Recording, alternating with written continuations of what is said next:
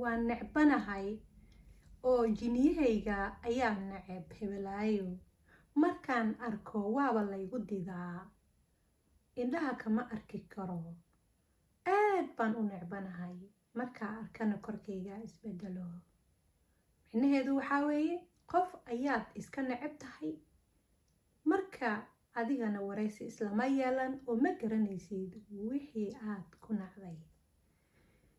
Assalaamu calaykum waraxmatullaahi wabarakaatuhu. Kusoo dhawaada mar kale iyo channelkeeni ahaa toosinta garaadka iyo barashada xikmadda.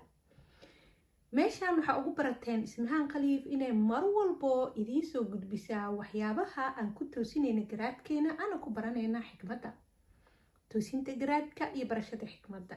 waxaan rabaa maanta inaan idinkala hadlo maadaama bulshadeena maasha allah ee iska noqonay dad iska duunsan eena cilmiga oo qofka nafsadiisa inuu bartaa aadna ugu yar tahay arrinkaasna oo qofka inuu asaga isbartaana ay tahay asaaska diinta islaamka. adiga haddaadan isgaranaynin ilaahna ma baran kartid, adiga ayaaba lumaysidba shaydaanka ayaa kula tagayo.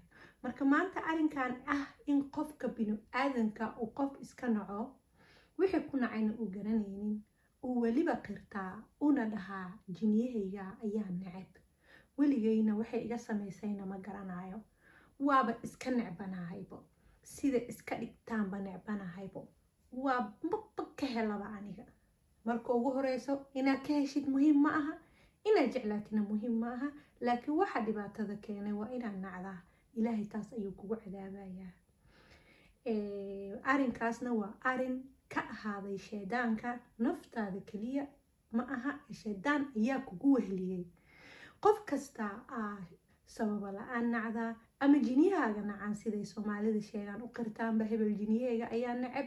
micnaheedu waxaa weeye jiniga ayaa adiga kugu dhex jiro oo jiniyahaaga ayaa dadka ku maagsiinayo oo kaa keenayo inaad qofkaas ku xadgudubtid.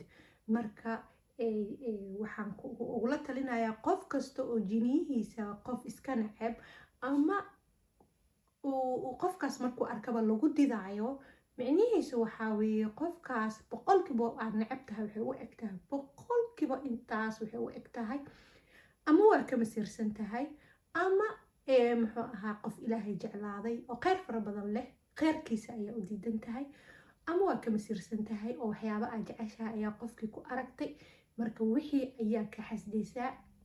amaba waxaa dhici karta in aad isleedahay qofkan hawada ka saar, qofkan muxuusaan u yahay, qofkan sababahaas oo dhanna waa cilmiga shaydaanka. cilmiga shaydaankana halkan ku kooban ma aha.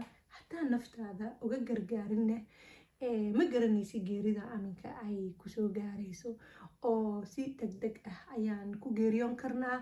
waa dardaarankayga caawa waxa weeye qof kasta oo qof binu aadana oosan ku neefla ah si cad ama si dadban ama si qarsoonba u caayaa ama ugu xadgudbaa ama qalbadiisaba ka caayaa oo ajirkaaga oo dhan qofkaas ayaa iska leh. labo, waa taqaanaan diinta islaamka iyo sunnada nabigeena maxamed calayhi salaatu wasalaam waad garanaysaan dhaqankeeda ayaana laga rabaa.